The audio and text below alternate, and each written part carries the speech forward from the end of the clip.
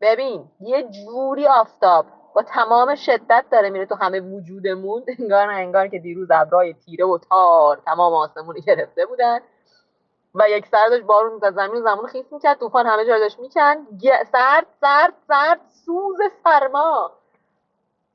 امروز یه دونه اینا پوشیدم اومدم بیرون، دارم هلاک میشم من گرما. آفتابم که مشاهده میکنید رو صورت بنده، اینم قطرهای بارون رو شیشه. آقا 25 سپتامبر BC آیدی کارت اومد، کارت شناسایی. دیشبم MSB اومد، بیمه دولت فخیمه کانادا. تو اینستاگرام نوشته بودم تا الان بیمه اول بودم، الان بیمه کانادا.